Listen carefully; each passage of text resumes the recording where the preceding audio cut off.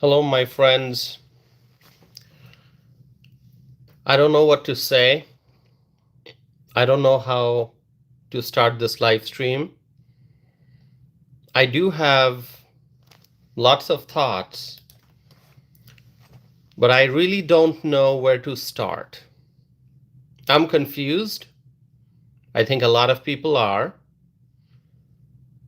There are lots of shocks, and there are lots of questions.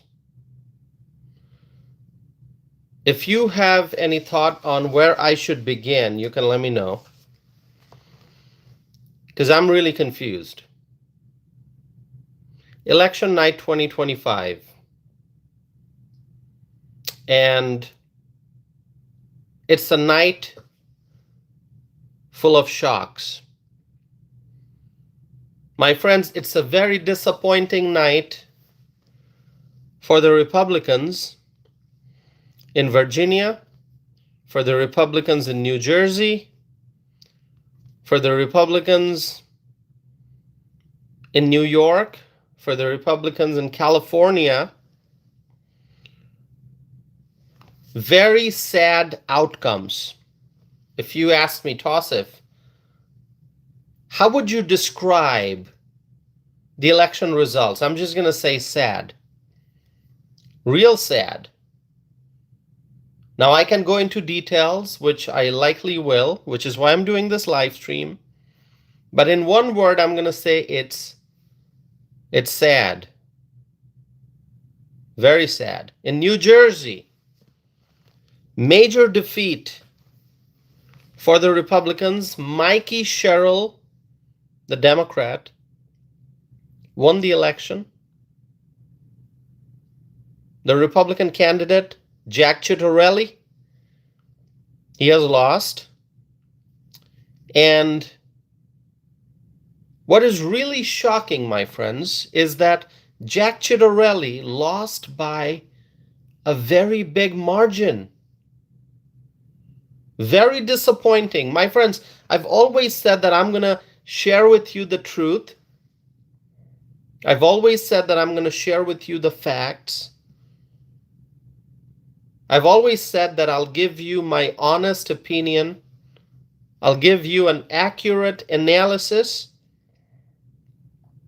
And so when we had major victories back in November of 2024, we celebrated, we cheered, we shared our joy with each other. And leading up to the November 2024 election, I expressed to you my confidence. I expressed to you how positive, how hopeful I was feeling. And on election night, I did live streams, multiple live streams in one night from an election night party. And we cheered and we celebrated President Donald J. Trump's victory. We celebrated the fact that the Republicans regained the majority in the Senate. We celebrated the fact that the Republicans held on to the majority in the House.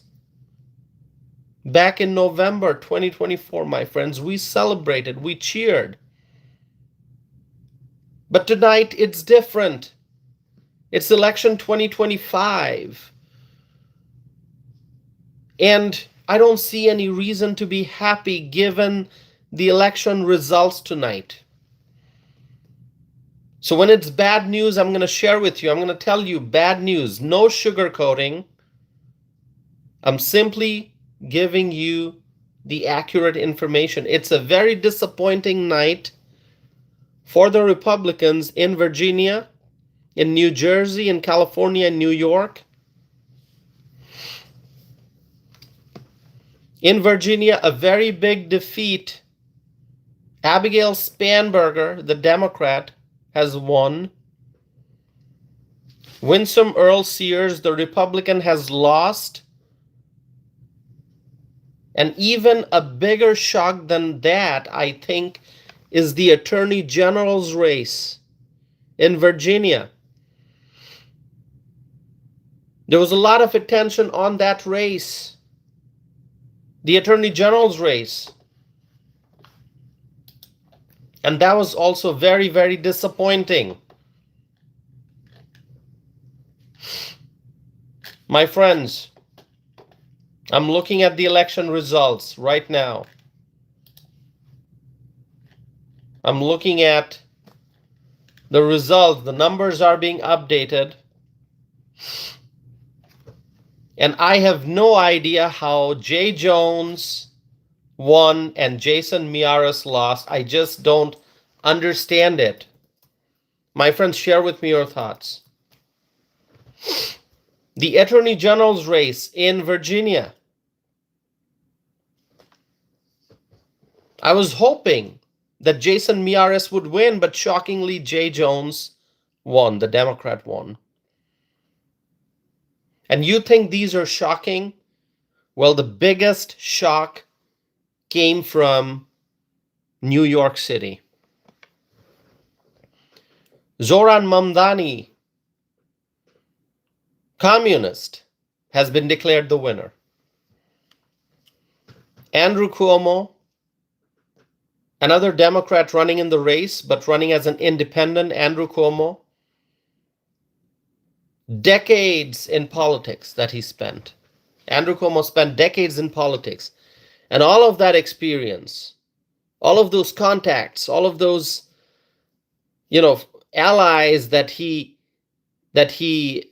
established relationship with, all his allies, all his friends, all his donors, decades of experience in politics resulted in what? Resulted in a big defeat for Andrew Cuomo. And Curtis Sliwa. You want to talk about Curtis Sliwa? I've talked about Curtis Sliwa on this channel before. The Republican candidate, he never really had a chance of victory. And that became more and more obvious as time went by. That became more and more obvious as we were days away from the election night, that is tonight. Curtis Sliwa, he lost, and we kind of knew that he would lose. And now, New York City is going to have a communist mayor. I know what you want to do now. I know exactly how you're feeling, my friends. You just want to turn off this live stream because you cannot hear this anymore, right? You're probably saying to yourself, Tausif, you've given us bad news. You've given us some major bad news from different states. And we don't want to hear you speak anything further tonight. So we're just going to close the window. We're going to put the phone down. We're going to close the tablet or the laptop. And we don't want to listen to you anymore, Tausif. Because you're just giving us bad news one after another. But what can I do?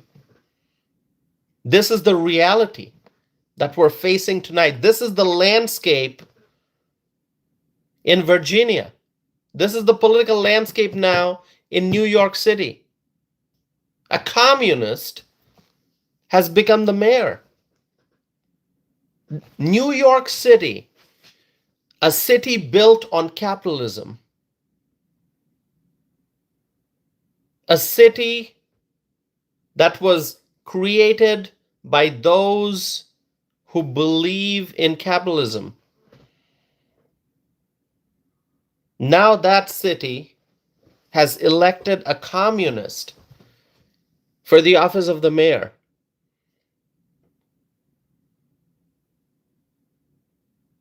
You know, at times I feel like this is not real. At times I feel this can't be happening. At times I feel, is this a nightmare that we're going to wake up from and then we're going to realize, oh, none of this happened. This is just a big nightmare. But no, this is real. This is the sad reality.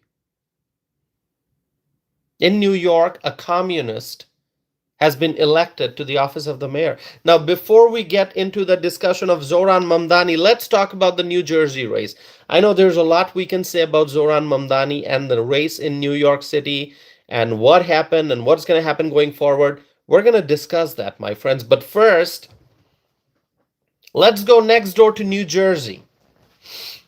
It has become very, very clear to me And maybe it has become clear to you as well. It has become very, very clear that New Jersey is a fully blue state. What does that mean? It's a fully Democrat state now. For anyone who had any confusion, for anyone who thought, oh, you know what? New Jersey is probably not entirely blue. Well, it is. Tonight shows that New Jersey is a fully blue state. New Jersey had Republican governors in the past, obviously, we know that. I understand that. Because some of you out there, you may be disputing what I'm saying. You may be saying, Tausif, don't say that. It is not a blue state entirely. My friends, I wish I didn't have to say this, but it is a blue state now. Now you go back and look at the last 25 years of New Jersey politics. You're going to find Democrat governors. You're going to find Republican governors. But tonight, it has become clear that New Jersey is a blue state with Mikey Sherrill's victory. My friends, sadly, unfortunately, the Democrats have really solidified their power in that state. You know, I want to talk to the New Jersey Republicans. I really do. I want to talk to the New Jersey Republicans. I want to talk to the folks who work on campaigns, the folks who work on, political consulting, those who form political strategies, those who, organize the grassroots efforts, those who do the outreach, the political outreach in the state, those who do the fundraising for the Republicans. I just want to talk to them, and I want to ask them, what exactly went wrong? Can you tell me? What exactly went wrong in New Jersey? Why was there such a massive loss? Mikey Sherrill won, the Democrat. Jack Ciattarelli, the Republican, lost. How did that happen? How did that happen? I was observing and reading people's comments about the New Jersey gubernatorial race, and it seemed to me, my friends, that people had a lot of hope that Jack Ciattarelli would win. People thought he might win. Some people felt very confident. Some people said, yeah, he's going to win. Ciattarelli is gaining momentum. He's going to win. He's doing great. He's reaching out. His message is going far and wide. We feel confident Ciattarelli is going to win. I didn't discuss that race in great details on this channel, but I did mention it. And I was paying attention. I could see the Republicans' growing optimism. I always had some confusion about New Jersey. I always did. It's natural to have confusion about New Jersey because to many people it seemed that it's not a solid blue state.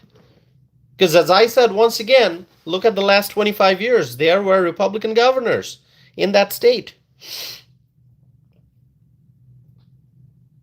But I had confusion. I always thought you never know what might happen in New Jersey. Too unpredictable. But it did seem that so many people had hope. They were hopeful that Ciattarelli might win.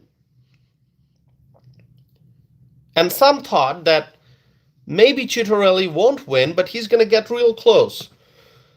That the margin of victory for Mikey Sherrill would not be significant. It's going to be a narrow margin. Yeah, Ciattarelli, he might not win, but he's going to go, it's going to be real close. It's going to be a very narrow difference between the winner and the loser. It would be a close race, but my friends, the results are disappointing. I'm looking at the results, and it is unbelievable when you look at the numbers. When you look at the numbers, my friend, it's unbelievable. Mikey Sherrill, I'm looking at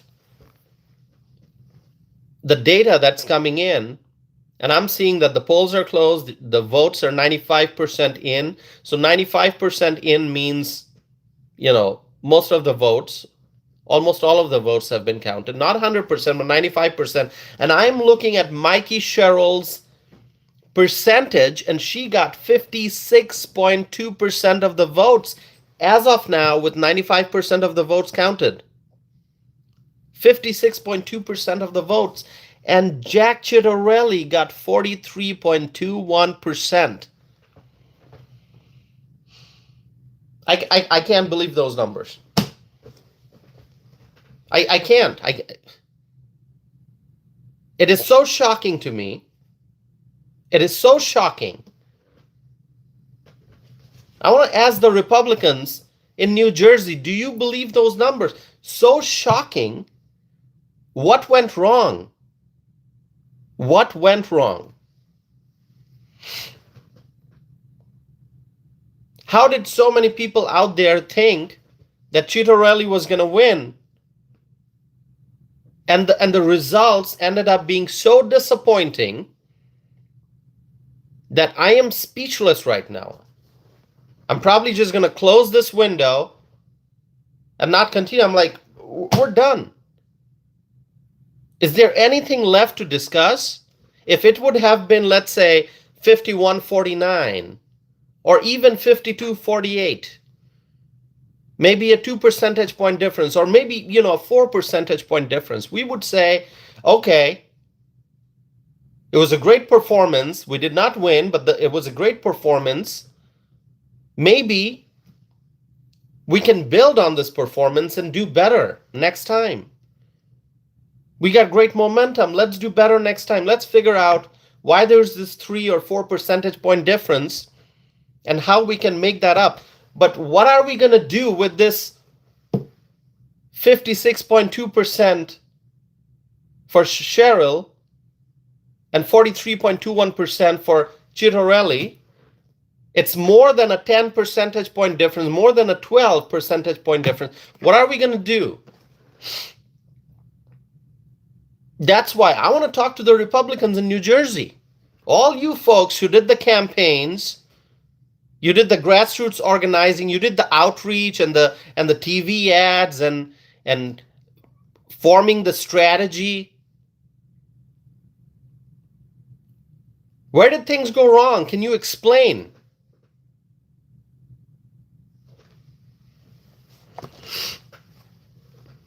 It is so unbelievable.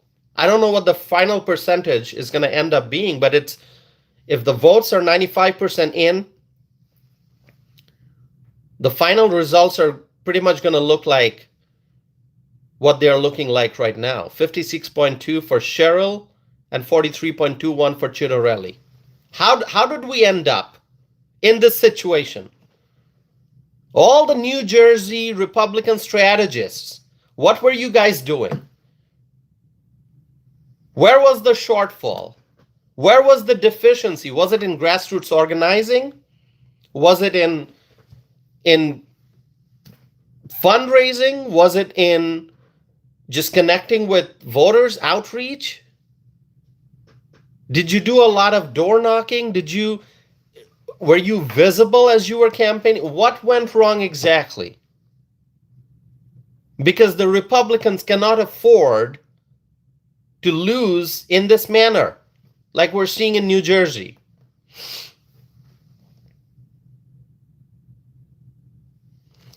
Unbelievable. Unbelievable. I know New Jersey is far, far away. I get it. Here I am in Wisconsin. We work hard in Wisconsin. We know what grassroots organizing is in Wisconsin. We know what outreach is in Wisconsin. We understand the political landscape of Wisconsin. We understand the strengths and the weaknesses and the strategies. But I don't know what's going on in New Jersey. Like I said, even if Ciattarelli would have lost, but by a small margin, that would be sort of acceptable. We could say, all right, good performance, we're going to do better next time. But if you're losing by more than 10 percentage point, 12 percentage point, people are going to feel hopeless. I don't understand this. I don't understand this. Someone's going to have to do a thorough analysis. What exactly went wrong? You can't just go home and say, all right, we lost, it's over, move on to the next. No, you got to do a detailed analysis of what exactly went wrong and where. There's going to have to be a lot of manpower invested in trying to figure out what went wrong in New Jersey. Because this is unacceptable. There's no excuse. You might say, okay, well, it's 2025.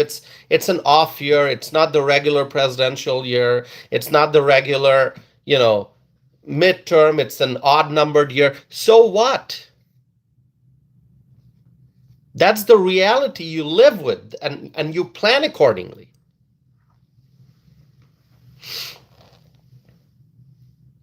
I don't know. Different people will have different ideas, different thoughts, different opinions about New Jersey.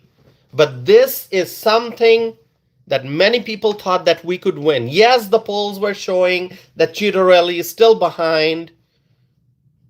All right, I'm not saying that we expected 100% guaranteed victory. No.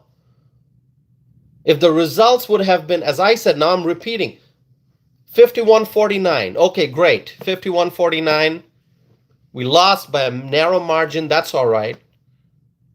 Let's do better. But now, I don't know. Let's move on. If you are from New Jersey and you want to share some thoughts, you can do that. Okay? I know there are lots of people watching this. You may be from New Jersey. You're a New Jersey voter. You're a political activist in New Jersey. You've got experience in New Jersey politics. You wanna share your thoughts. You can do that, my friend. So same thing in Virginia.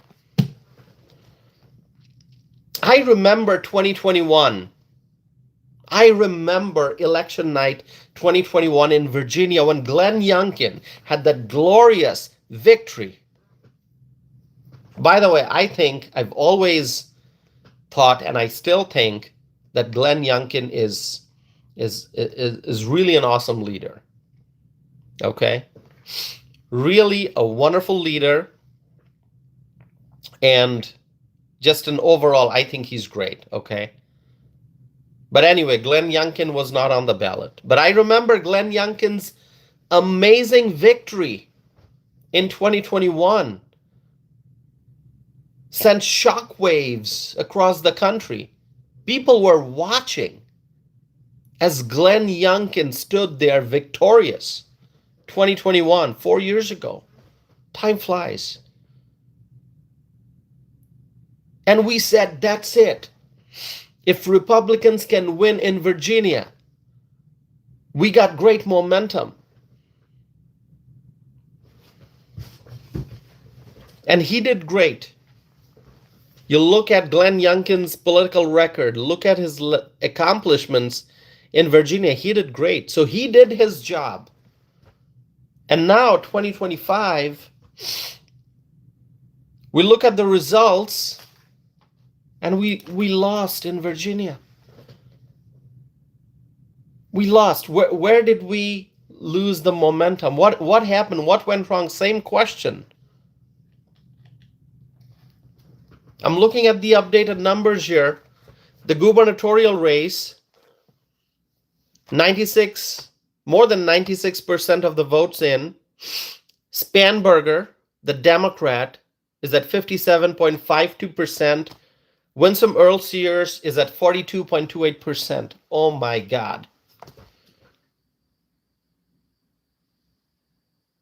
Massive difference. This is far more than a 10 percentage point difference. Far more. 14, 15%, 15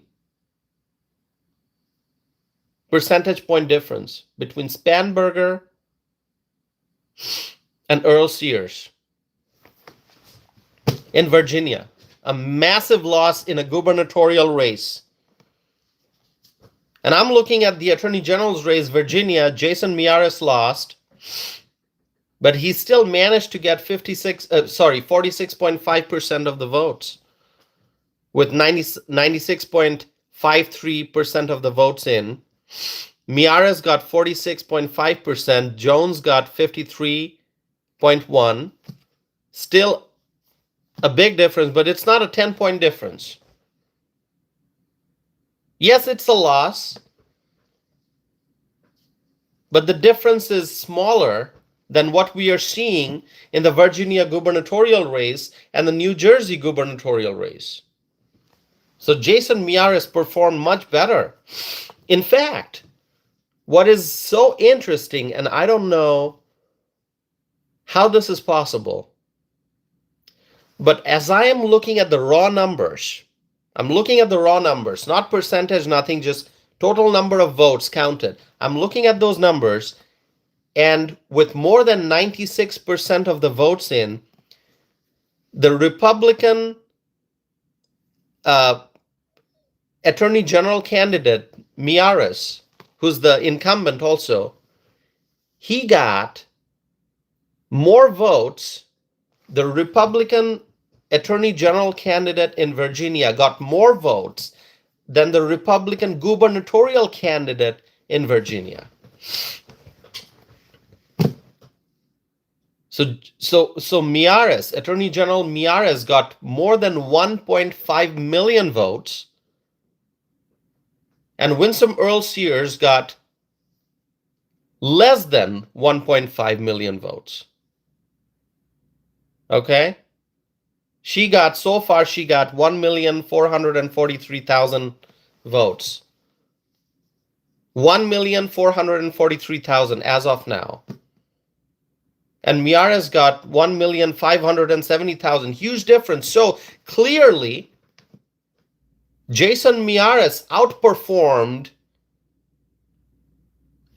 Both are Republicans. Jason Miyares, Republican Attorney General candidate. Winsome Earl Sears, Republican gubernatorial candidate. Both Republicans, but Jason Miyares got more votes than Winsome Earl Sears. And you know what, my friends, between the governor's office and the Attorney General's office, I don't want to do a comparison because both offices are very different, but usually one would say that the gubernatorial race is more important because it's a bigger office. I mean, the governor, you're the chief executive of a state, that's a bigger office. And so the Republican candidate in the Virginia gubernatorial race got less votes than the Republican candidate in the Virginia Attorney General's race. So there's some big deficiency in the Republican performance in the gubernatorial race in Virginia. Once again, what went wrong? See, I told you there are lots of questions. We're going to keep asking the questions. There has to be some kind of an analysis afterwards to figure out what exactly went wrong.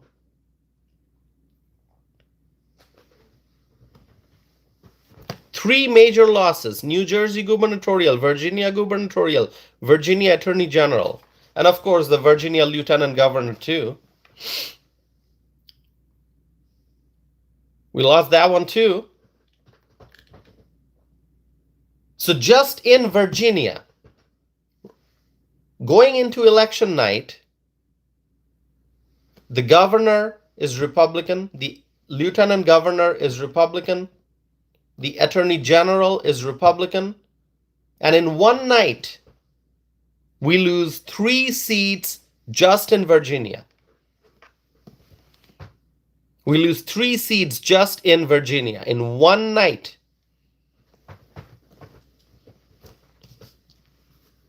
This is not acceptable.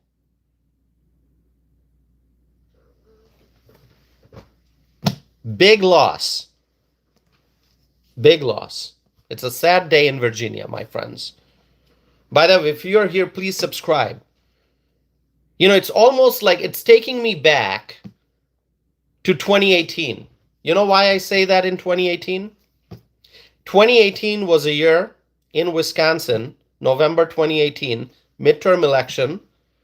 I don't know how many of you remember. If you're not from Wisconsin, you probably don't remember this. And if you are from Wisconsin, I'm sure you remember. Especially if you're from Wisconsin and you pay attention to politics and you keep track of what's going on and you know the political history, then you remember this. 2018 election night in Wisconsin. Going into the election night, the governor was a Republican, the lieutenant governor was a Republican, the attorney general was a Republican. Going into election night, November 2018. And in one night, we lost all 3 seats. Okay? So it's kind of, when I look at Virginia and what happened election night in Virginia, it's kind of taking me back to the Wisconsin 2018 election. And I remember that night because I was at the election night party. So our candidates, the incumbent governor, the incumbent lieutenant governor, the incumbent attorney general at the time who were seeking re-election, they had an amazing party, and the party was in Waukesha County, and I was there, and it was a great evening, lots of optimism, lots of enthusiasm. We were thinking, okay, you know, this is going to be a great night. We're going to win. We're doing great. We're going to win. Everything's going to be great. And you know what? Getting close to midnight, we're still at the party, waiting for the results. Anyway, there was a shock. There was a late night shock. And the results kind of flipped. It was almost like we were winning, and we were expecting the results would be announced anytime, and then something happens, things changed, and the announcement comes and we lose, okay? So in one night, 2018, we lost 3 seats. Governor, lieutenant governor, attorney general in Wisconsin in one night. So when I look at Virginia, I understand what the people of Virginia are going through. I understand their pain. I understand how devastated they are feeling tonight. Because I remember how the voters, how the Republicans in Wisconsin were feeling after the disappointing results of November 2018. So I understand how you're feeling in Virginia. But there has to be a very thorough post-election analysis. Go county by county, go ward by ward. Figure out where things went wrong. Do a comparison between these results and 2021, 4 years ago, when Glenn Youngkin won. That glorious election night of 2021. Do a comparison and see where you've fallen behind, where the things changed. Print out the whole map. Do a comparison. Go sector by sector, go city by city and see where you won last time and how things changed. As I said, you can't just close your eyes at the end of the night and say, okay, we lost. That's all right. We're going to try better next time. No, you have to figure out what went wrong.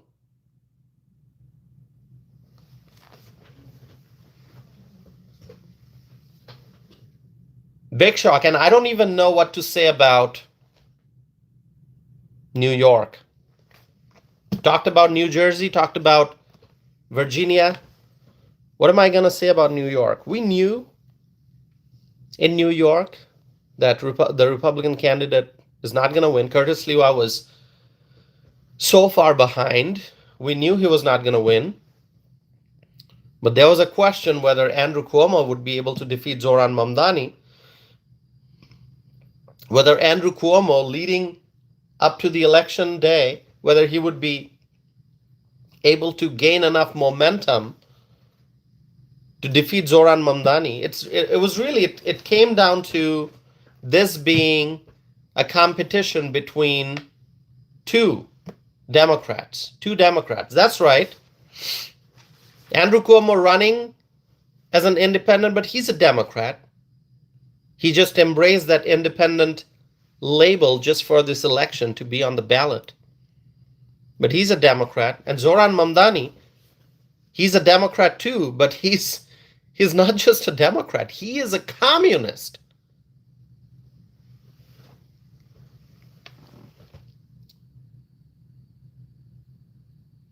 So, you can say, oh, a Democrat candidate won.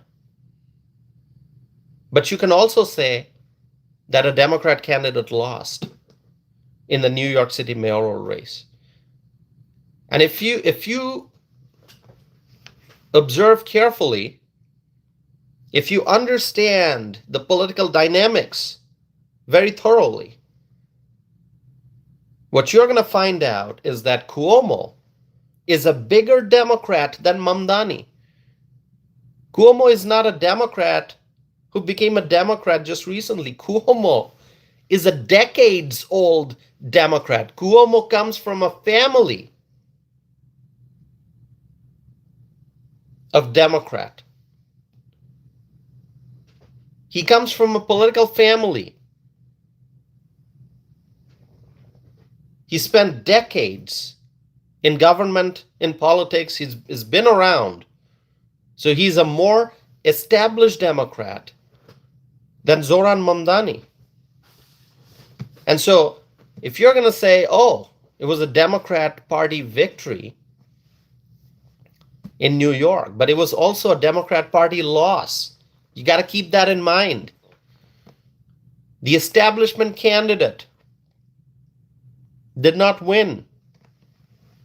Cuomo could not get anywhere near the number of votes that Mamdani got. Let me look at. Oh my God, these numbers are unbelievable. Democrat versus Democrat. Mamdani got more than 1 million votes. Cuomo so far has not even gotten 900,000. The reason why I say so far is because not all the votes have been counted and reported. It's more than 90% of the votes in. Cuomo has not reached the 900,000 vote mark yet. I don't know if he's going to get to that point. But Mamdani got more than 1 million votes. So Democrat versus Democrat. It's unbelievable. Unbelievable what's going on. Unbelievable. A communist. New York City, try to understand this. There's a communist mayor-elect. What is the economic future of New York City? How are the business owners feeling? How are the residents feeling? I don't know. The communists have dragged the Democrat Party to the farthest point to the left, the farthest point to the left as possible in current politics.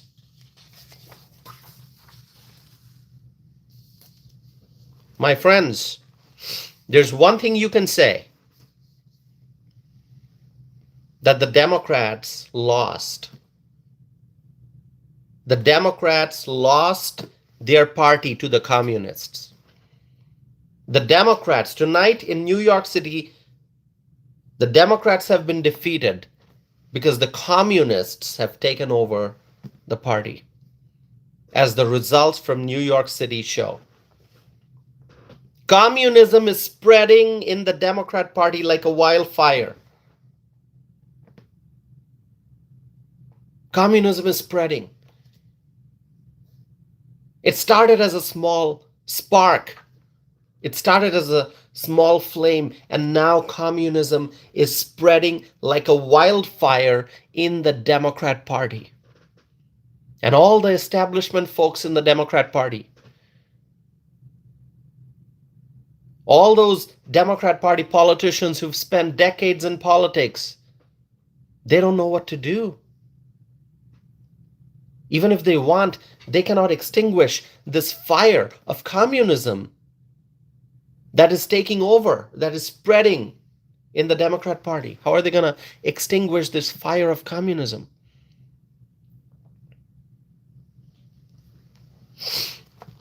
The establishment Democrats are being toppled from their positions of power, and the communists are taking over the Democrat Party. You will hear lots of terms out there, my friends. People are going to say socialists. Oh, Democrat socialists and blah, blah, blah. But this is actually communism taking over the Democrat Party. Communists, those who are going to take over the means of production in America. That's what they want to do. They want to nationalize industries. They want the government to take over the means of production. Communists who want to abolish private property rights.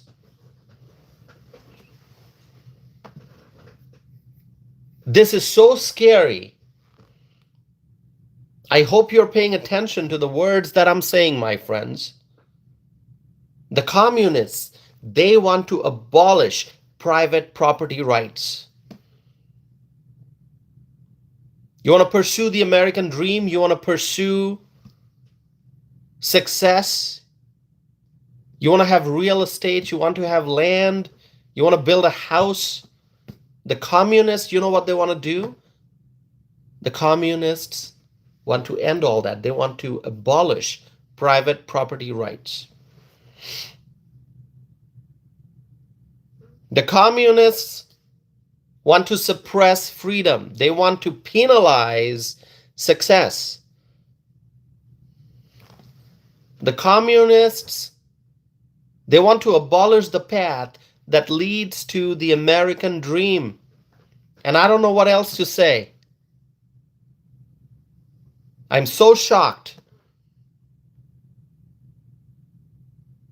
that a communist has won the New York City mayoral race. I think the people of New York City will soon realize that they made a great mistake.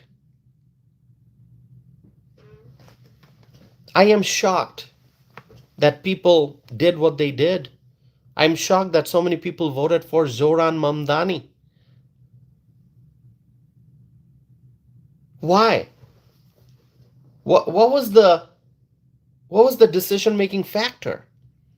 Listen, I'm trying to understand the minds of the Mamdani voters, those who voted for Mamdani, those who decided that they are going to go to the polling station, that they're going to get their ballot and vote for Mamdani. I'm really trying to understand their mindset. And I'm sorry to tell you that I can't. I don't know. It's just too complex.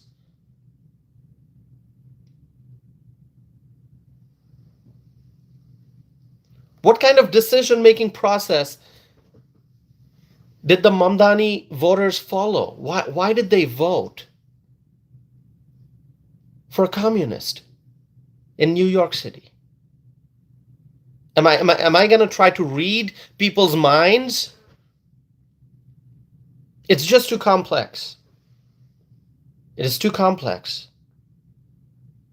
Or maybe it's not. Maybe it's not. Hey, listen, there's another theory. Maybe it's not that complicated. Let me correct myself. Let me correct myself. Maybe it's too easy to understand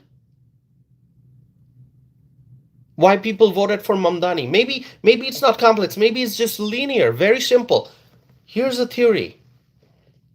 Maybe the voters just heard the word free. Maybe they just heard the word free. And that was it. That was the deciding factor. Oh, Mamdani says free bus, fare free bus, free childcare. Maybe that's it. They heard the word free and that was it. They decided they're going to vote for Mamdani. Maybe it was that simple. My friends, in reality, you and I know this. In reality, nothing is free. Nothing's free. But how do we make people understand that? Those who don't. Most Americans understand that. Millions and millions and millions and millions of people across the whole country, they understand that there's nothing that's free. You have to earn everything. Everything will have to be achieved with hard work. And if you work hard, if you're honest,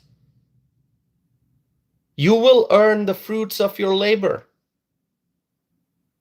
That's how we do it. That's how this country was built, with hard work.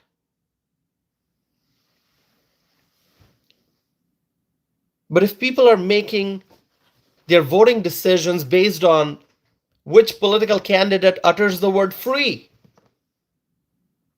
oh, you're going to get free bus, fare free bus. What does that mean?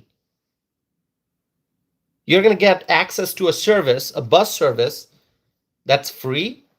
Oh, does that mean I'm not going to have to pay anything? Really? I don't have to pay anything. Oh, it's free. Great. Nothing's free. Oh, childcare. Oh, free childcare. Nothing is free. Everything costs money, whether it's a product, whether it's a service.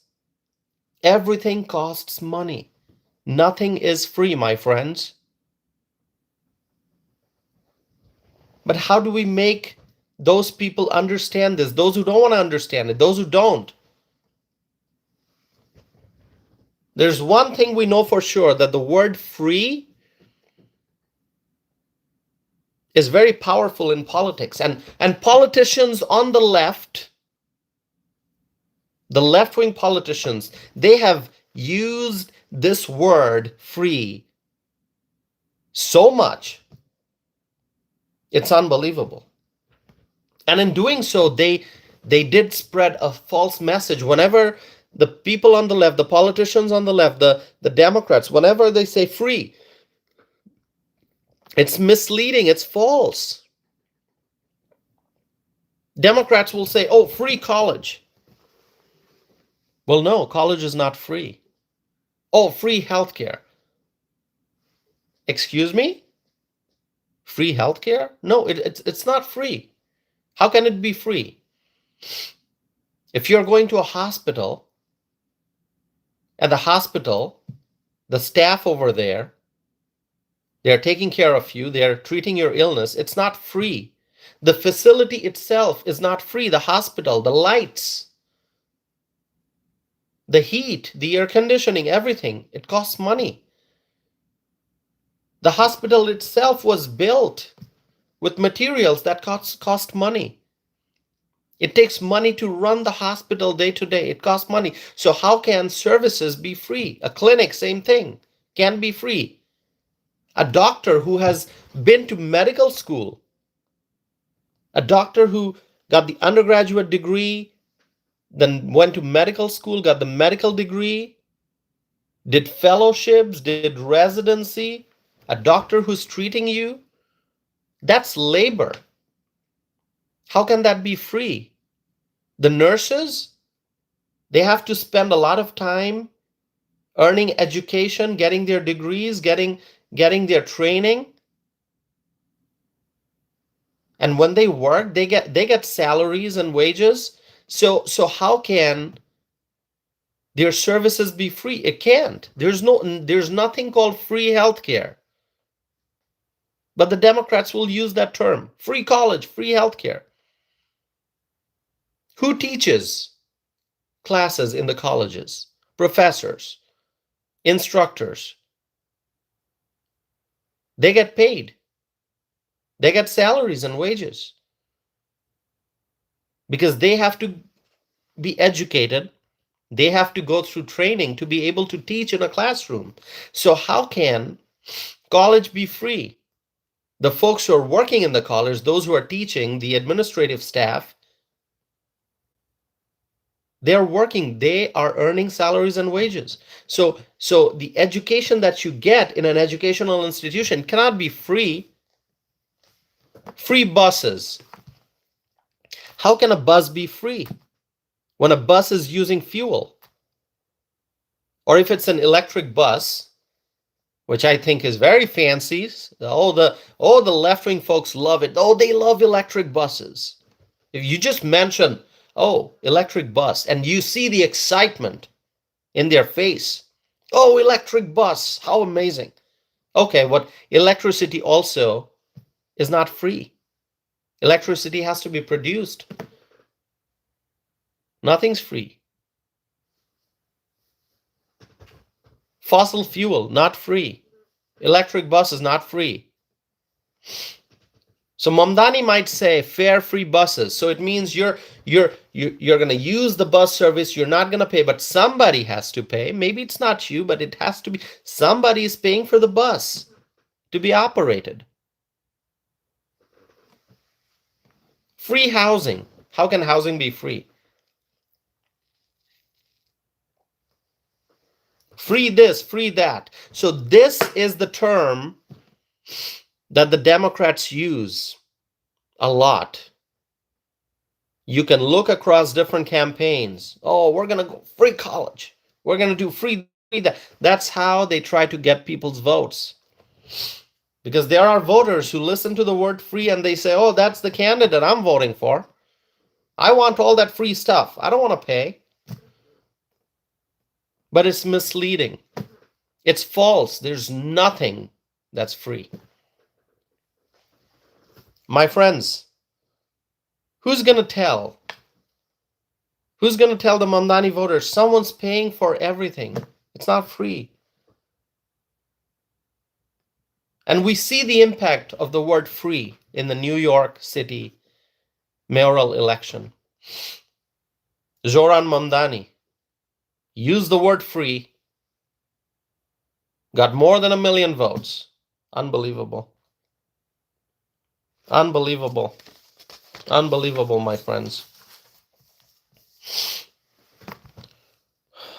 And then there's another term. Those who don't want to use the word free, they use the word no cost. Instead of saying, oh, free buses or free healthcare, they say, oh, it'll be provided at no cost to you.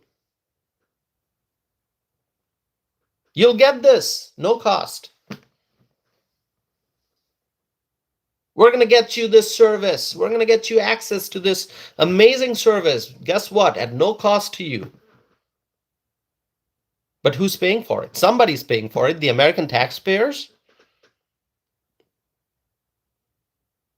Somebody's paying for it. Oh, it's at no cost to you. Don't worry, don't worry. It's no cost to you. But then who's paying for it?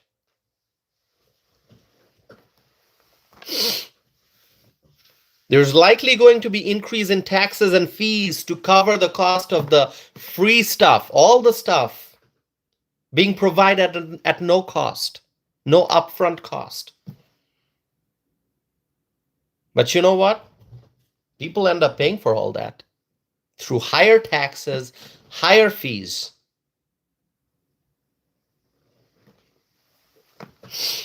My friends, I don't know. I don't know. I don't know what the economic future of New York City is. Okay, don't ask me that question. Don't ask me that question. If you want to ask me a question, toss it. We want to ask you a question. Raise your hand, and I say, all right, go ahead. What's your question? And you say, what is New York City's economic future now that there's going to be a new mayor? My answer is, I don't know.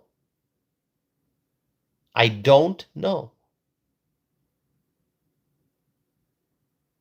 New York City is going to have a communist mayor.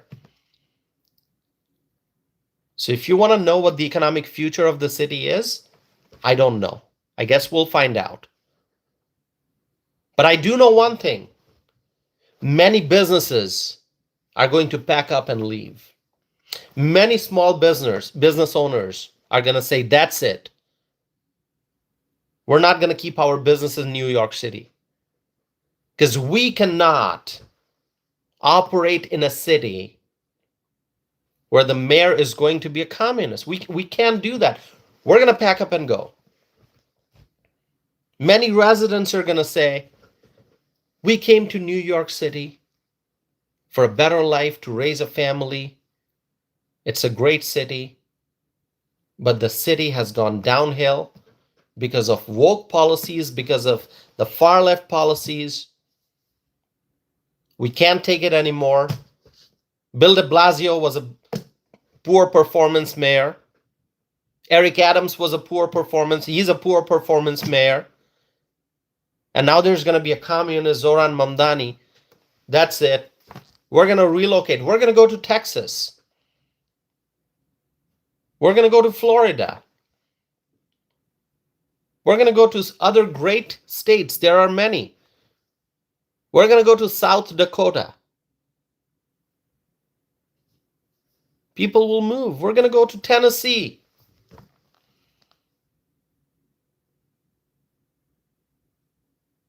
Many people will move out of New York City. Many businesses will leave. Many residents will leave. It's going to happen. I'm not the only one saying this. Go do your research. You're going to find many people saying what I'm saying.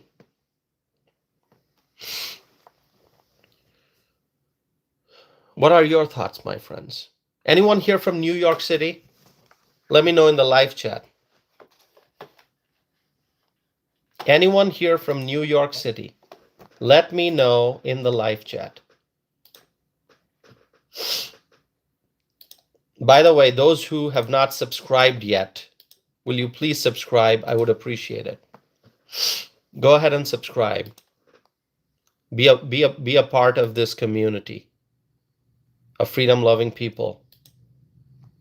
As I have said before to all my friends, and I'm saying it to you now, this channel is about social and political issues, both domestic and international.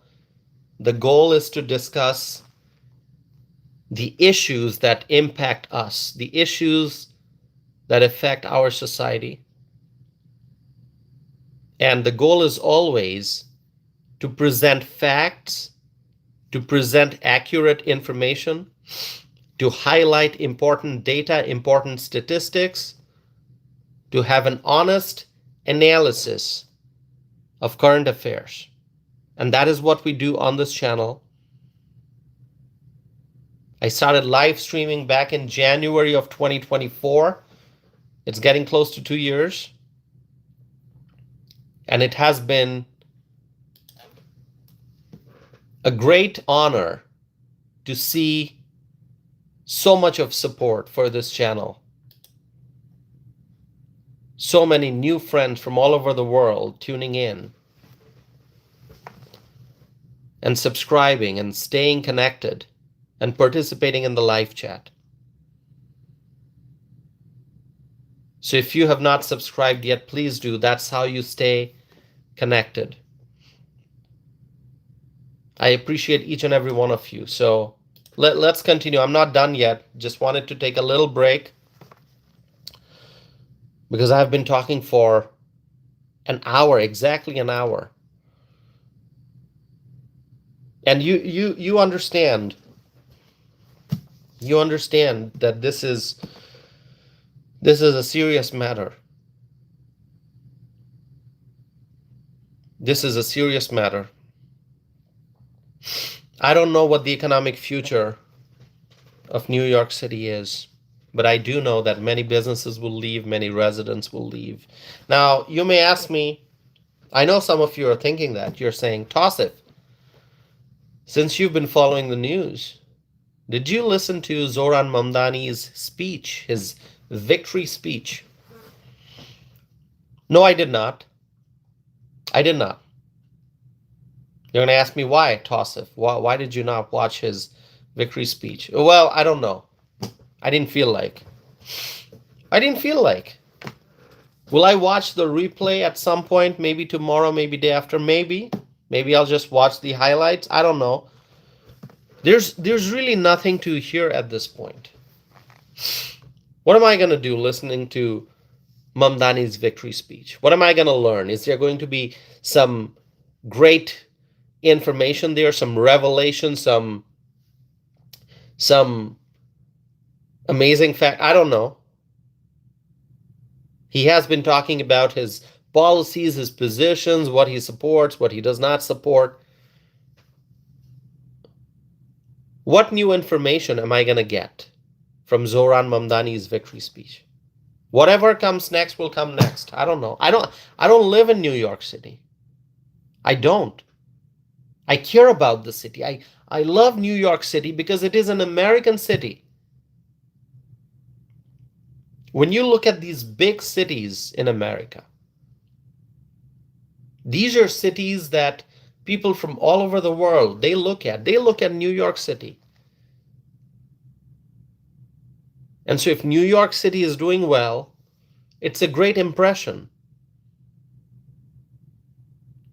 When the rest of the world is looking at us, they're looking at New York City, and if they see the city as a safe city, as an amazing city, and a city with amazing potential, a city that's doing great, people are happy, the businesses are booming, that's good for us, that's good for the whole country.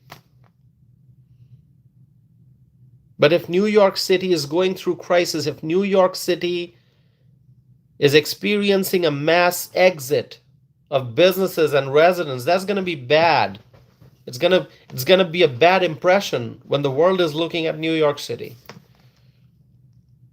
So it's an American city. I love it. I want New York to be successful. I want Chicago to be successful. I want, you talk about all these left-wing cities that are dominated by left-wing politicians. Chicago, New York, San Francisco, Los Angeles. Yes, I get it. These are left-wing cities. But these are American cities. I want these cities to have good leadership so that they can reduce homelessness, so that they can increase public safety, so that they can improve housing in these cities. That's what I would like to see. We don't stop talking about Chicago, just because Chicago has a left-wing mayor. Let's just forget Chicago. Let's stop talking about Chicago. Let's stop talking about San Francisco. They got all the left-wing folks running that city. Let's just forget it. No, we cannot give up hope. We cannot stop talking about these. Because only when we talk, only when we inform people, only when we explain to people the reality, when we explain to people what is the best path forward, that's when real change can happen. We want Chicago to turn around. We want conservative, solid, bold leadership in Chicago. Just because there's a left-wing mayor doesn't mean we're going to stop talking about Chicago. This doesn't mean we're going to give up hope. I will continue to discuss the problems in Chicago because we have to make incremental changes, and one day we're going to see a big change. I'm still hopeful that someday Chicago is going to have a conservative mayor. I still hope the same for New York. I still hope the same for San Francisco and Los Angeles. That someday these cities will have bold conservative leadership. But until that happens, we're going to keep talking about these.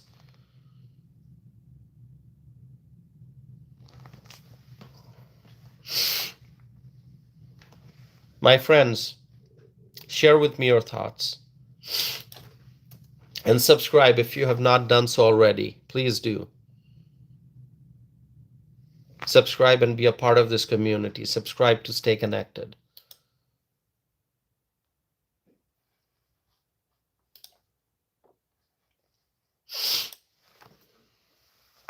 And like this video, share this video, help us reach more people, my friends. Lots of comments pouring in tonight.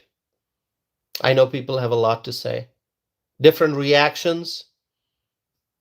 People have a lot on their minds that they want to share. Go ahead, share it in the live chat. Go ahead, do it. I never say that you have to think the way I think. You don't have to. I understand the diversity of views. I understand that people have different opinions. Not everyone agrees with me. That's all right. True diversity means it's not just diversity of religion, not just diversity of skin color, not just diversity of one's socioeconomic condition. It's also diversity of thoughts, opinions. I welcome everyone. You're a Democrat, you're a Republican, you're an independent. You're welcome. Be here. Be here. Participate in the live chat. Share your thoughts. Get to know the others.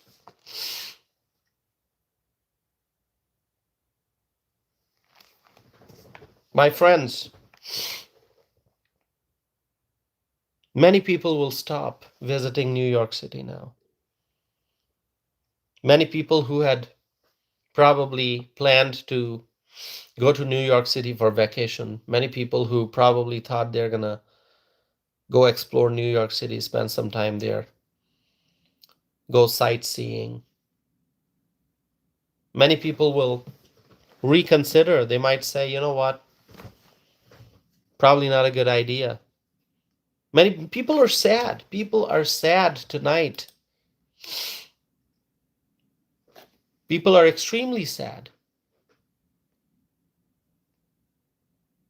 And they have reasons to be sad. We cannot allow communism to spread.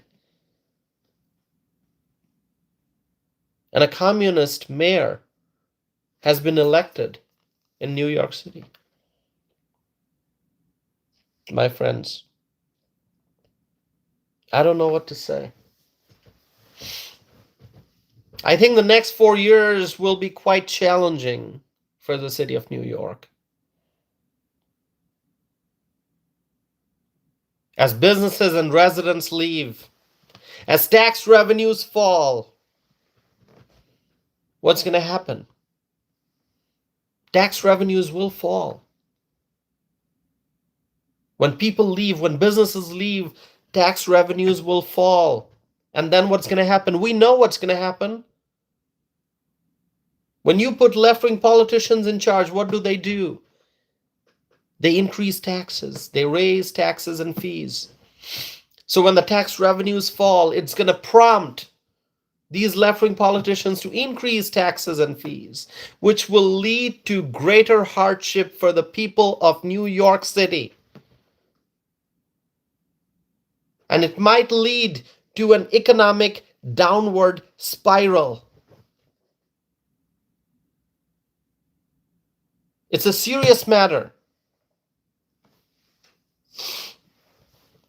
And who are you going to blame? When more than 1 million people voted for Mamdani, who are you going to blame?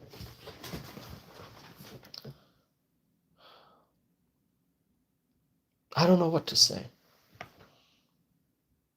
I'm thinking. I don't know what to say.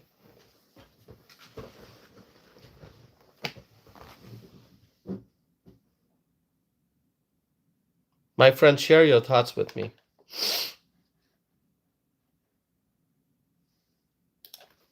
We're gonna keep our eyes on New York City, and we're gonna track the economic indicators. I think that is what we need to do going forward.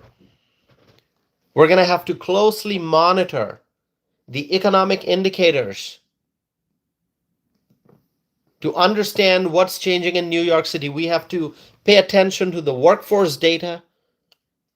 We have to pay attention to the housing data. We have to pay attention to the number of businesses and how that's changing. Is that number falling or not? Is that number going up? We're going to have to pay attention to the population data of New York City going forward. Are people moving out? Are people moving in? How many people are moving in? How many people are moving out? The number of people moving out, is that greater than the number of people moving in? All these indicators will tell us New York's economic trajectory.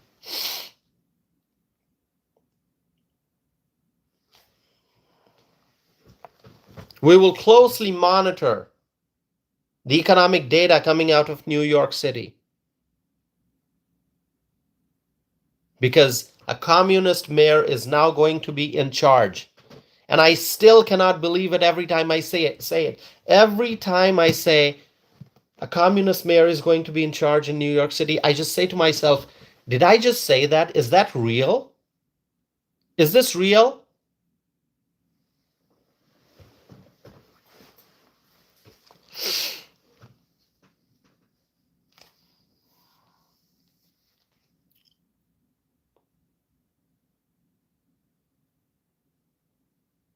My friends, we want one thing and one thing only for the whole country. You know what that is? We want to make America great again. We want to make America great again, greater than ever before. And I mean the whole country, America, all the states, everything. Let me look at the live chat here. Evelyn's here. Evelyn, good to see you. Our friend Evelyn's here. Kristen's here. Kristen, good to see you. And there are others.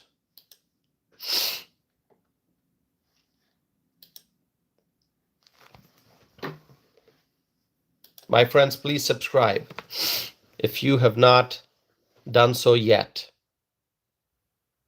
300 people watching at this very moment. 119 likes. I appreciate you all. I very much appreciate each and every one of you for being here.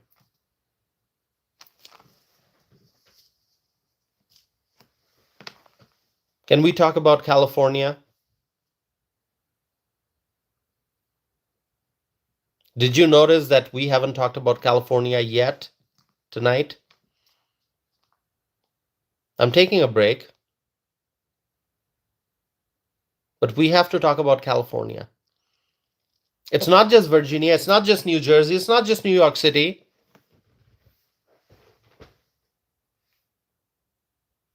There was something going on in California as well.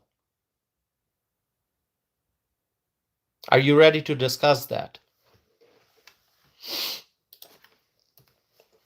Proposition 50. Do you want to talk about that?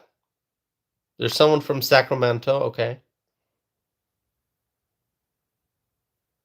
Proposition 50. There's an effort in California to do gerrymandering.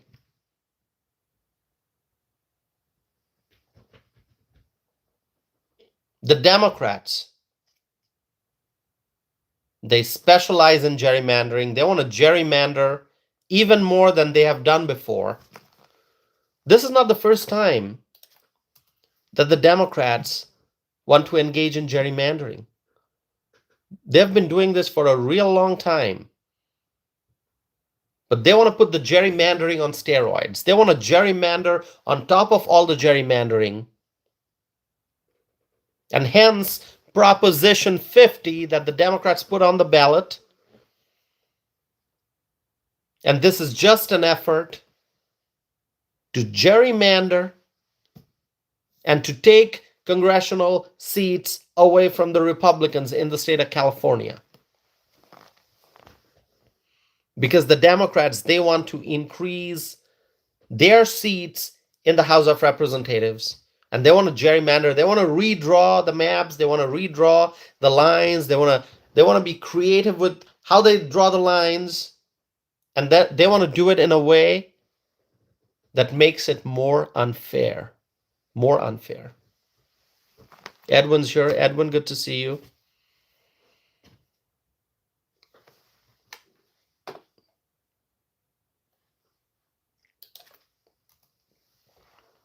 Thank you for being here, my friends.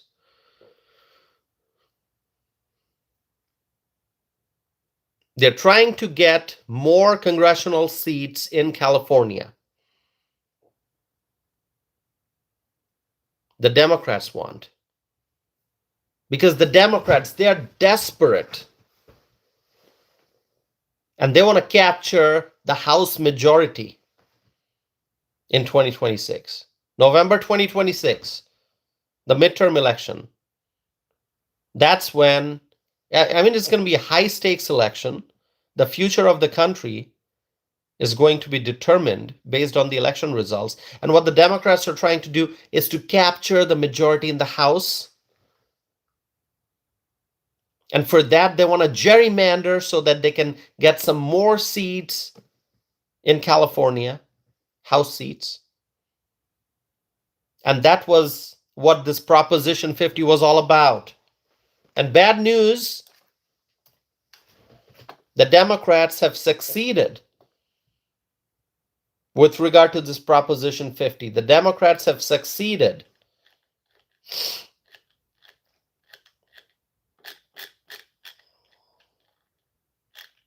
Let me look at the numbers.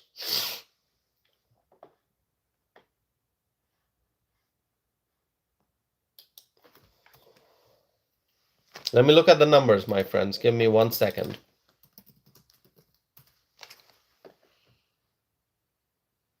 Yeah. Proposition 50.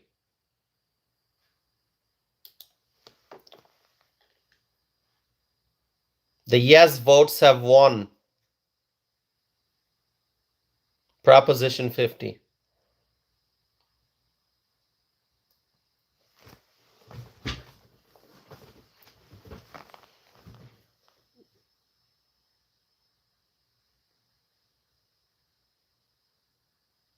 Someone's saying he looks so sad. I am sad. And I'm not hiding it. If you think I look sad, yes. We have reasons to be sad. Freedom-loving Americans have reasons to be sad tonight as we look at the election results coming out of New Jersey, Virginia, New York City, and California.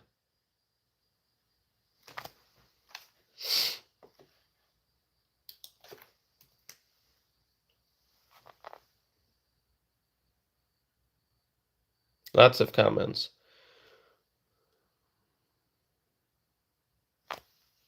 Okay. If you have not subscribed yet, my friends, please go ahead and do that. And ask me questions. Ask me questions.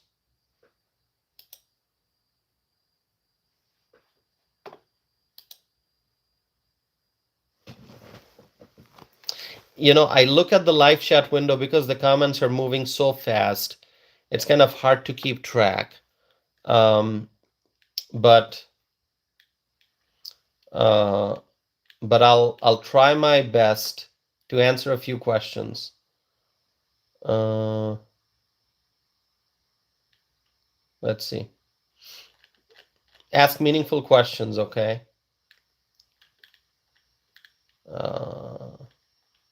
Oh, our friend Sherry is here from Racine. Sherry, good to see you. Okay, listen. I would like to get a sense of how many of you over here are Trump supporters. Because as you can tell, I'm a Trump supporter. So why don't you write Trump or Trump 2028 or Trump 2025 or whatever. You know, a lot of people write Trump 2028, but you can write Trump 2025 if you want. Or you can write MAGA. So let's see how many Trump supporters are here. We got Frank writing MAGA. We got Melody Walker writing Trump. We got Ricky writing Trump 2024. We got Cheryl writing Trump 2025. Melody, I mentioned, writing Trump.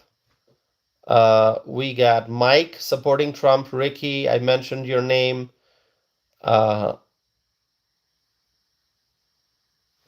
Let me see. I'm looking at my screen here. Gear is writing Trump forever. Excellent. Gear, thank you.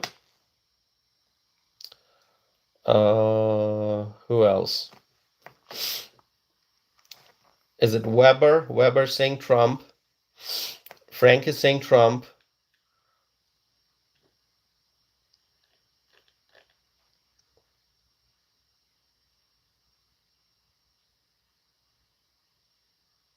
Kristen saying Trump.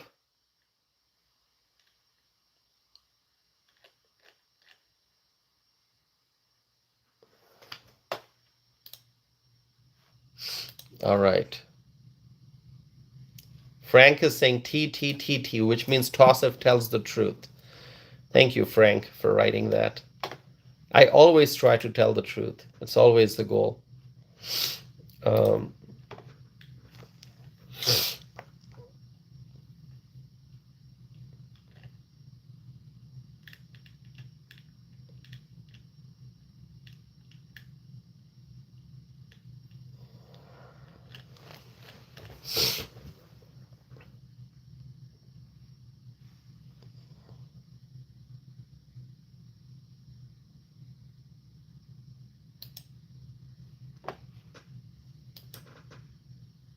All right. Okay. So any questions for me? Anything you want to ask me? Anything you want to add to the conversation? I'm also going to do one thing. Hold on. I'm going to give you my website and my email address.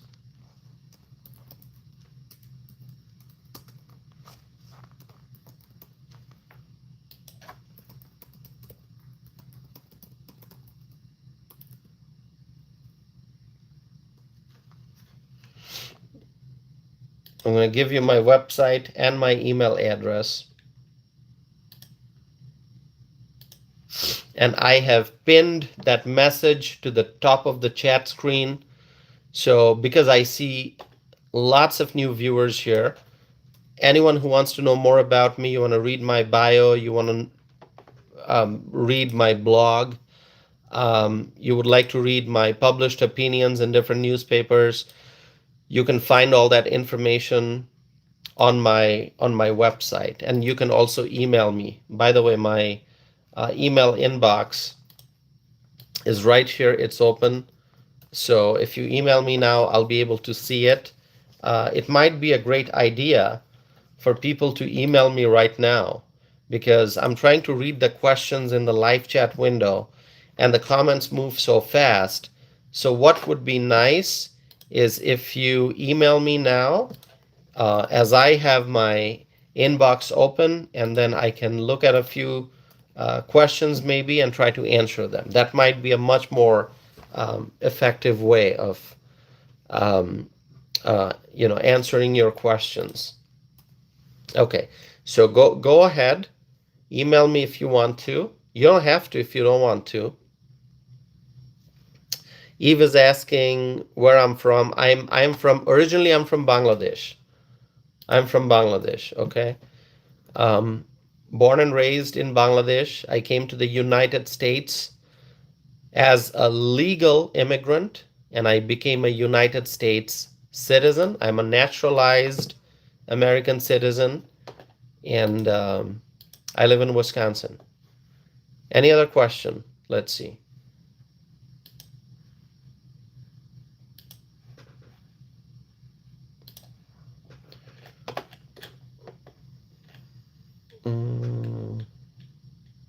Let me see. Frank, are you heading out? Frank says good night, Tosif and everyone. Well, thank you, Frank, for being here. We'll see you again, Frank.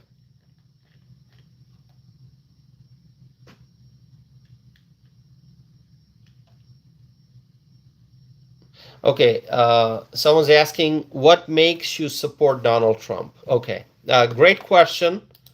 I will. It's a long answer, but I'll give you a quick version. Okay, so I have been supporting President Trump, at the time candidate Trump, since 2015. Okay, so I have been supporting President Trump since before he became a president, when he was a candidate Donald Trump, presidential candidate. And I have voted for him in 2016. I have voted for him in 2020. I have voted for him in 2024. And there are lots of reasons why I support President Trump, but the number one reason, I could, or I should say maybe the top two reasons. One is his energy policy, and the other one is his border policy. Okay, so I believe that God has given us natural resources so that we can use the resources to improve our lives, to improve the quality of our lives, and to make the society a better place. Okay, to increase efficiency in production, to to seek prosperity. And so for that, we need fossil fuels. And God has given us abundant resources, abundant fossil fuels. And so I like President Trump's, and I'm giving you, in simple terms, I'm giving you the answer without going into a lot of technical details. I support President Trump's focus on ensuring America's energy dominance. I love the fact that he prioritizes fossil fuels while also prioritizing technology. And so, you got to understand one thing, that those who support the use of fossil fuels, we're not saying that fossil fuel is basically the one and only option and that's it. There's not going to be anything else. We have to constantly seek technological advancement. We always have to use our knowledge and our skills and our understanding of science to improve energy efficiency, to make, let's use automobiles, for example. We have to continue to make the automobiles more efficient. We have to find out new ways of powering our homes and new ways of powering our vehicles and so on and so forth. That will continue. Technological advancement and scientific innovation will continue. But we cannot just say, you know what, let's stop using fossil fuels. We're not going to use coal, oil, gas. We're just only going to rely on electricity, those wind turbines and solar panels. You know what? It's not going to work. And in fact, in order to produce electricity, we need fossil fuels. If you don't know that, go and look at the energy production statistics from the U.S. government's website. So we have to use fossil fuels. We have to drill, baby, drill. Okay, we need coal, we need oil, we need gas, and then of course we will continue to do technological innovation, but we cannot say no to fossil fuels. God has given us these resources for a reason. So that's one. I love President Trump's energy policy, and then I love his border policy. Okay, I'm an immigrant.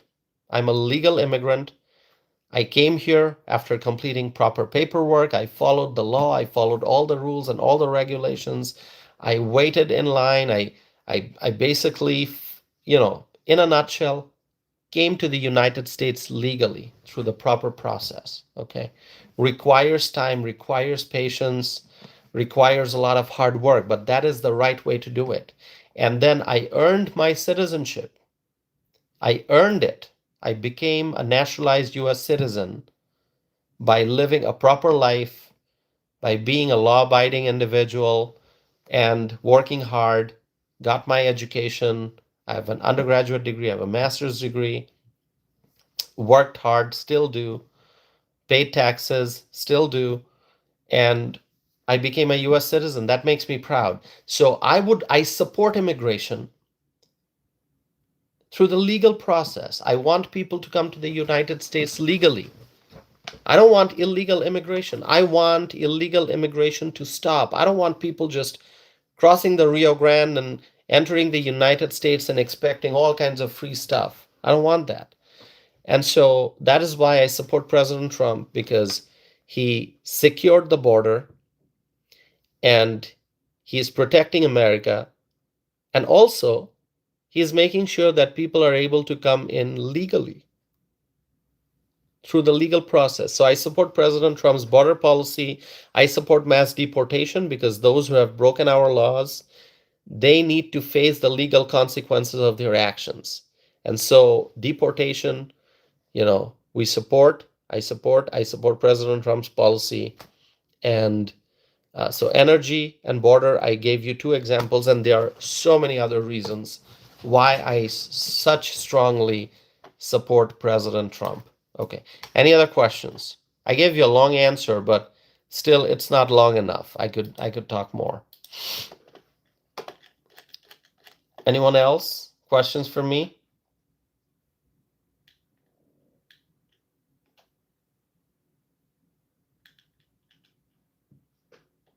Okay.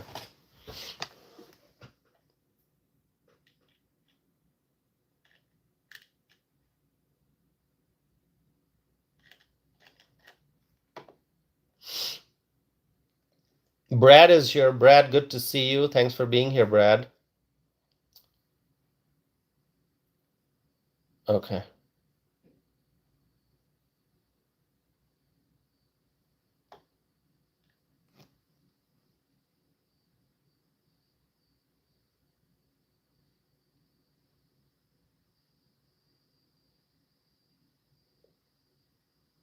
All right. Wow, so many people here tonight. Excellent. Thank you for being here, my friends. Those who have not subscribed yet, please make sure you subscribe. That's how you stay connected with this channel.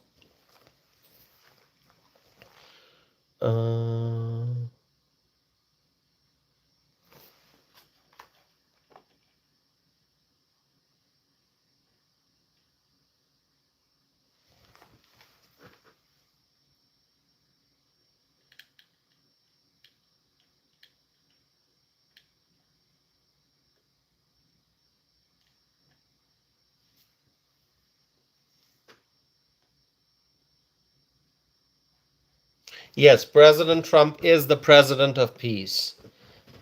He is the president of peace. Absolutely. I agree with that.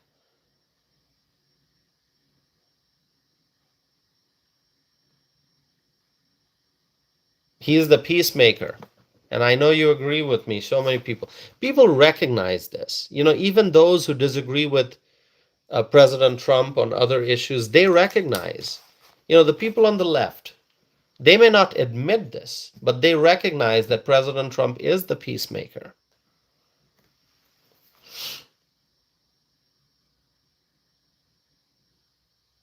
Sherry, good to see you. Our friend Sherry, who goes by the name Nikki here. Thanks for being here, Sherry. Sherry from Wisconsin.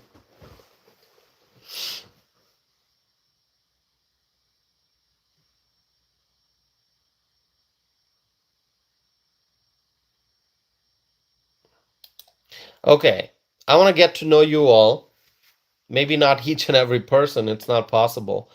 But I would like to get to know where everyone's from. So just write the name of the state that you're from. So if you're from Minnesota or New York or Florida, Texas, write the name of the state. If you want to write the name of the city also, in addition, that's great. And if you are from outside the US, write the name of the country. So let's get to know everyone.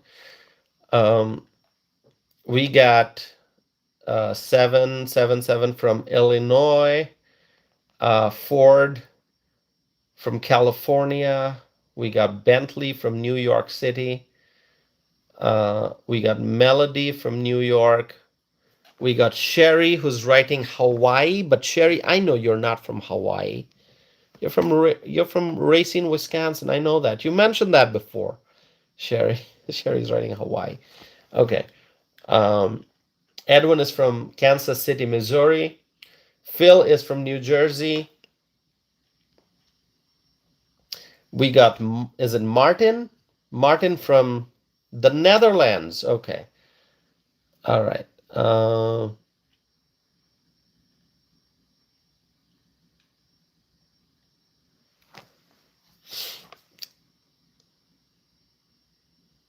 Okay, we got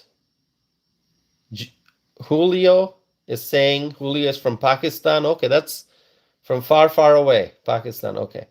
We got Deborah from South Carolina.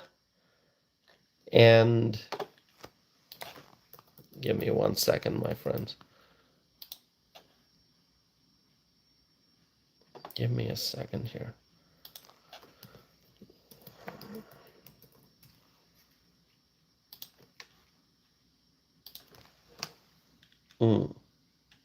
We got Selena from Missouri. Selena, thanks for being here.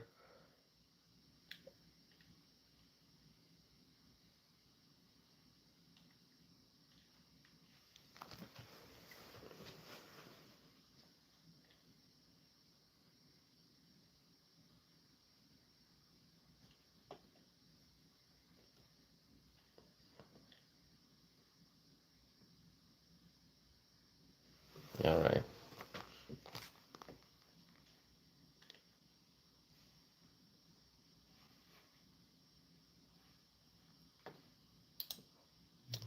Lots of viewers. Edwin saying MAGA. Melody saying Trump.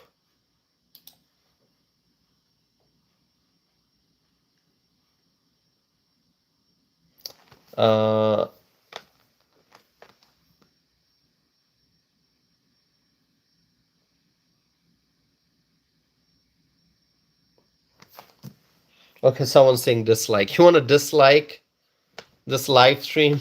Why? You're here. Hopefully you like it, right? Ford is saying MAGA.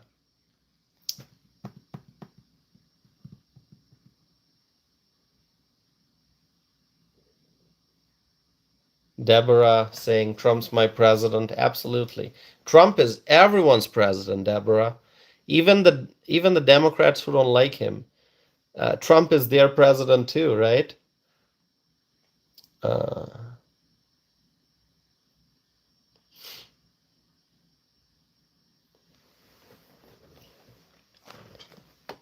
Elizabeth is saying MAGA. Thank you, Elizabeth.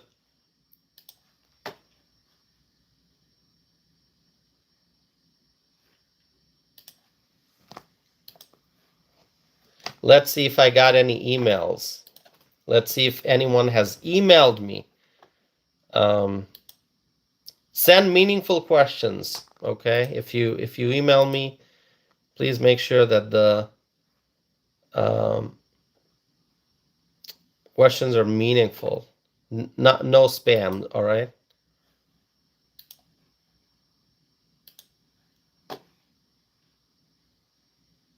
Katie is saying, howdy from Indiana, big supporter of MAGA. Wonderful, Katie. Thank you for joining from Indiana. What a wonderful state. We love Indiana. Not far from Wisconsin. Not far from Wisconsin. Indiana is a great state.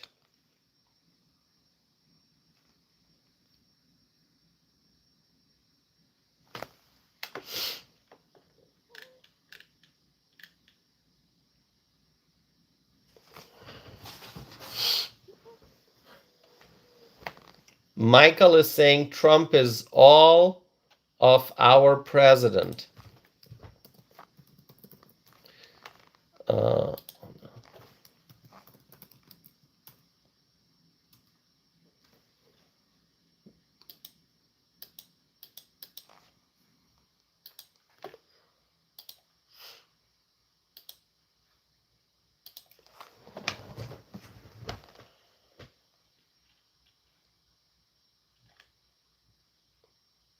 I am trying to read the comments, so I apologize if I'm being too silent at times.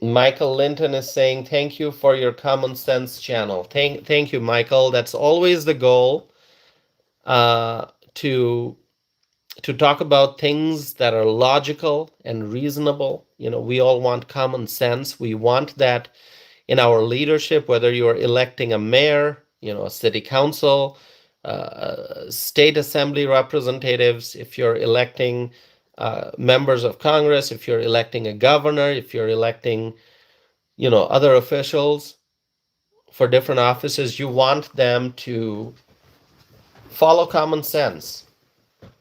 That's what people want. So that's what I try to do, obviously.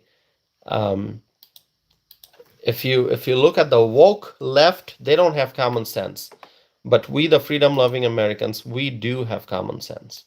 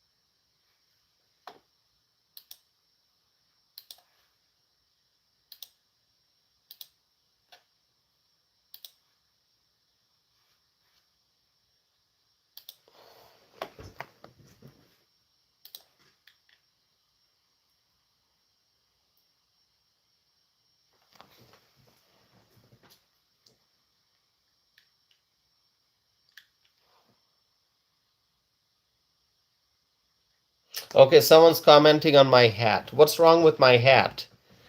Um, you got to understand one thing. If you have an issue with the message on this hat, the question is, why are you in the US? If you live in America, if you are an American, if you have chosen to live in this country, then of course, each and every day, you got to work hard to try to make America great again. Very simple.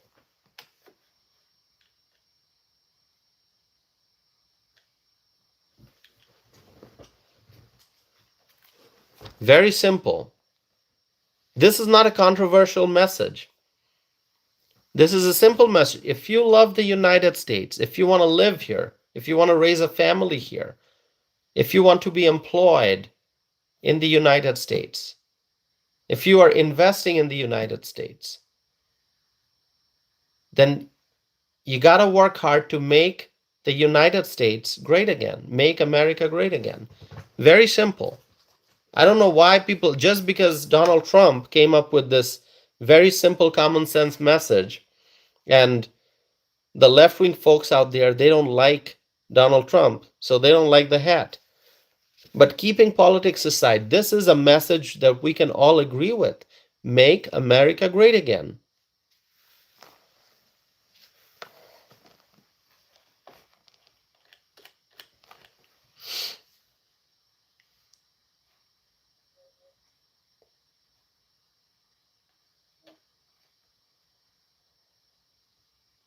Selena is writing Maha Mega. Absolutely. Make America healthy again, make America great again. The Maha movement is very strong. People's eyes are open, they are paying attention, they want to make sure that harmful ingredients are removed from food, unnecessary ingredients are removed from food so that food can be nutritious again and healthy. And, we want to make sure that the food is good for the younger generation, that also the younger generation is learning the importance of exercising and being physically active. And it's actually good for everyone, no matter what your age is. You're a teenager, you are, a young adult, you are, a senior citizen. Physical activity, good food, it's good for the mental health, it's good for the physical health. It's good for everyone. So yeah, absolutely, Selena. Make America healthy again. Make America great again.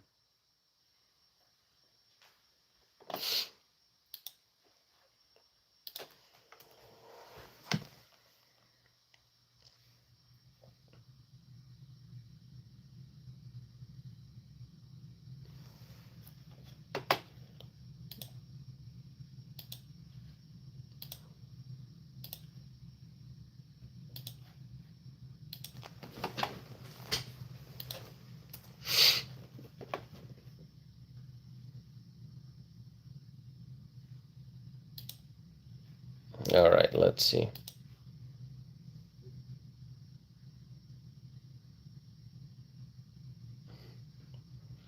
Tim is asking, Tim is saying, make your country great. Is that what you said, Tim? Make your country great. Tim, that is great point. That is exactly what I'm doing, Tim. I'm making my country great. And you know what my country is? America. This is my country. The United States of America is my country. I'm a proud American. That is exactly what I'm doing, Tim. I am making my country, the United States of America, great again.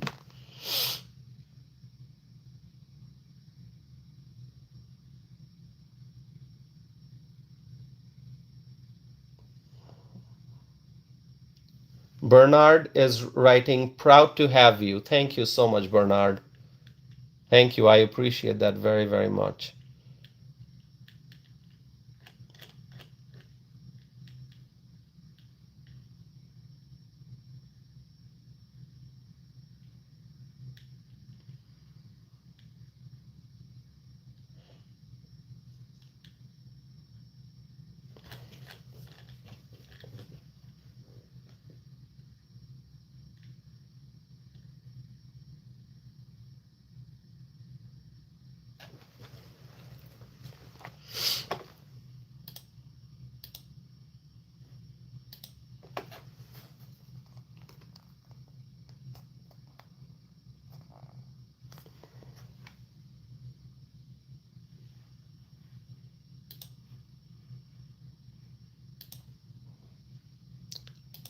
So ask me some meaningful questions. I'm happy to answer.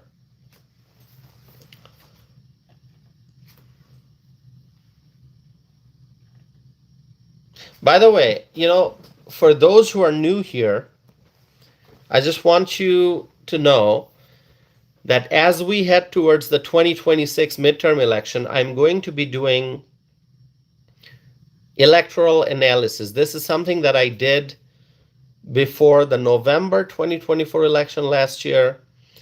I looked at the different Senate races, I looked at the different battleground states, and I tried to share with people my thoughts on, whether President Trump would win this state versus that state, what the total electoral college vote uh, may end up being, the best case scenario, worst case scenario. I did a thorough analysis. Talked about the Senate races also, in Wisconsin, in Pennsylvania, Ohio. This was last year. So I'm gonna try to do the same going forward. Uh, you know, in 2026, we'll talk about the different gubernatorial races, the different Senate races, and just try to get a sense of, okay, what the House of Representatives balance of power may end up being. Is the House going to stay in Republican control or not? We're going to talk about whether the Senate is going to stay in Republican control or not. So I'm going to talk about all of that as we head towards the 2026 midterm.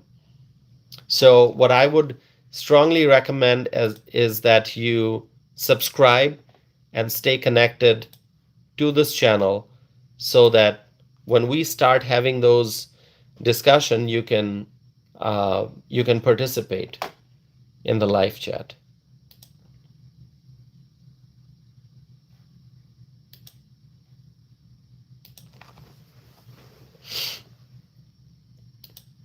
Okay, let's do one thing here.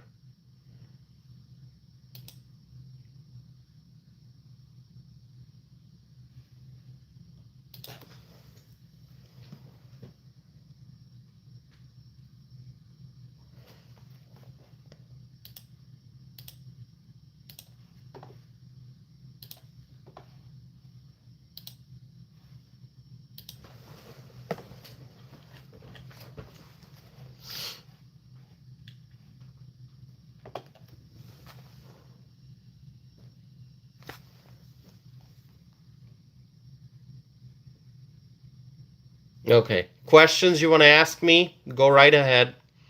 Ask me whatever questions you want.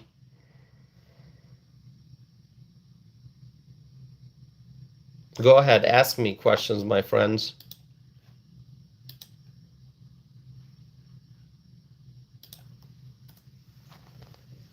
Brad is saying, God bless you, Tassif. God bless the truth. Thank you, Brad. You've always been so supportive.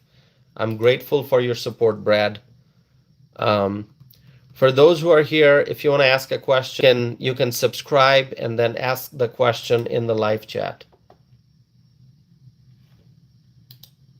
I put the video in subscriber only mode just so we can make sure that people are only asking meaningful questions and not just irrelevant comments. Okay, go ahead. I'll wait. Let me look at something else here. Lots of viewers still watching. Didi is here. Hi, Didi. Good to see you. That's our friend from California. Didi is asking, how is everyone doing? Didi, what can I say? What can I say? It's a tough night, Didi. It's a tough night with the losses in Virginia and New Jersey and New York City and California. It's a tough night. It's a tough night. Massive losses tonight in the elections. But you know what? I never give up hope. I never give up optimism. I believe that we will overcome the challenges and we will win again. We will win again, my friends.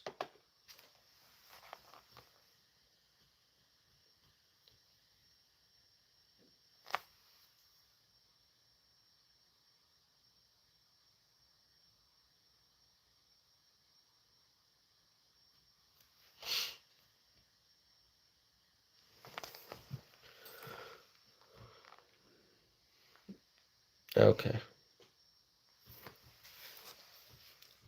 Any other questions?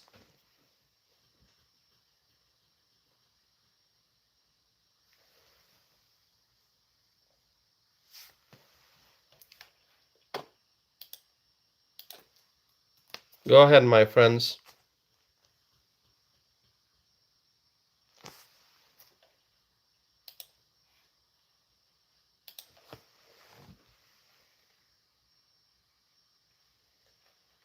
Okay, shall I give you a quick overview of myself, who I am, for those who are new here?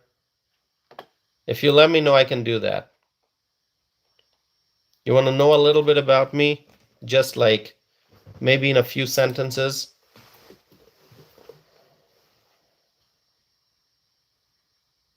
Just say, go ahead, do it, then I'll do it. If you don't want to listen to me, I won't say it. Bernard is saying, yes, overview. Okay. All right. Thank you, Bernard. So, obviously, I'm Tassif. I live in Wisconsin. Legal immigrant, naturalized U.S. citizen. I'm a proud American. I have an undergraduate degree, a bachelor's degree in political science, and I also have a Master of Public Affairs degree. My area of expertise, my specialty, my area of interest is healthcare policy. And then I'm also a writer. So, in addition to doing live streams, I have a podcast called Explore and Engage with Anam. And so Explore and Engage with Anam, that's the name of my podcast. Obviously, a podcast means it's audio, but I also have video versions of my podcast episodes on my YouTube channel, which you can look for and find. I'm also a writer, as I mentioned. I have a blog. If you go to my website, you can check out my blog. My blog is on my website, which is tausifanam.net. And I write about many different things, mostly social and political issues, domestic and international. And I have also written many articles for newspapers. So letters to editors as well as op-eds. And my writings have been published all over the United States in different newspapers. I'm just going to read to you maybe a few names. So my writings have been published in, give me a second here. I have the list. Okay, my writings have been published in USA Today, Washington Examiner, Washington Times, Western Journal, Boston Globe, Pittsburgh Post-Gazette, Milwaukee Journal-Sentinel, Philadelphia Inquirer, Wisconsin State Journal, the Capital Times, Dodgeville Chronicle, and New York Post, New York Daily News, and more. So far, let me tell you, in the United States, my letters to editors and op-eds that have been published, the running total is 117, I think, or maybe 118. So more than 100, but clearly 117, maybe there's one more, 118. But anyway, you understand. So I have written on transportation policy, healthcare policy, energy policy, space exploration, national security, defense. I've written about local issues, state issues, federal issues. So I'm a writer, I'm a podcaster, and obviously I do live streams. So yeah, that's me in a nutshell. If you want to know more, I'd be happy to tell you more.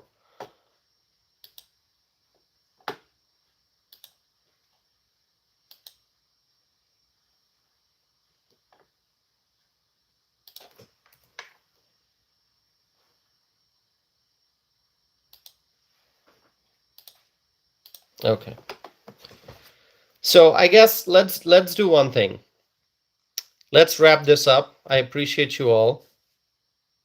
Melody says smart, love the channel. Thank you, Melody. Please make sure that you have subscribed. Those who are commenting, you're subscribers already because the video is in subscriber only mode. But those who have not yet subscribed, please subscribe. I would appreciate that very, very much. That's how you can stay connected to my channel. So send me whatever questions you have. If you missed asking a question in the live chat, go ahead, email me. You can see my email address and my website address. I've posted that at the top of the chat screen. So go ahead, send me your questions, email me, and hopefully during my next live stream, I'll be able to answer. So with that, I'm gonna wrap up today's live stream. So let's see. Is there a question? Let's see. D is asking, what do you foresee for other states after New York's elections? Okay, I want to quickly answer that. Tonight was a bad night politically for the Republicans, obviously, with lots of losses. But I never give up hope. I hold on to my optimism, and I believe that going forward, the Republicans in other states will work even harder to ensure that losses like the ones we saw tonight don't occur again. So I think this is going to be a wake-up call for all the political strategists, all the grassroots organizers, all the Republican Party advisors, all the people who do fundraising. They are going to take the events from tonight as a lesson, and they're going to determine that, hey, we need to work even harder going forward. And so for 2026, I think the Republicans are really going to be energized and ready to win, and they're going to do everything possible to make sure that our candidates win in 2026. Okay, so tonight's losses will be a lesson for the upcoming election. Okay, and also the Democrat establishment is going to be very concerned. Yes, they are going to enjoy the victories that they are seeing tonight, but also the Democrat establishment is going to be very worried seeing how powerful the far left, the communists, are becoming in the Democrat Party. Okay? So there are many Democrats, but not every Democrat is a socialist or a communist. And those who are sort of moderate Democrats or traditional Democrats, they are going to see the rise of the communist side, and they are going to be very worried. So I think within the Democrat Party, we are going to see this fight between the establishment and the communist wing of the Democrat Party. So, that's my answer in a nutshell. I can talk more, obviously, but I'm going to wrap this up. Thank you all. Thank you all for being here. May God bless you all. May God bless President Donald J. Trump. May God bless the Trump administration. May God bless the Republicans in Washington. May God bless the United States of America. May God bless our U.S. allies. And may God bless freedom-loving people all over the world. So with that, my friends, tonight, as I said, was a tough night, but we have to be optimistic. We have to think positive. We have to feel hopeful for the future. So remember, together, we will make America great again. With that, I'm going to end this live stream. Dove is writing, God bless. Thank you so very much. Thank you so very much. God bless you all. And stay connected for more videos and more live streams. Have a good night. And I will be back again very soon with more discussion. Thank you, my friends. Have a good night.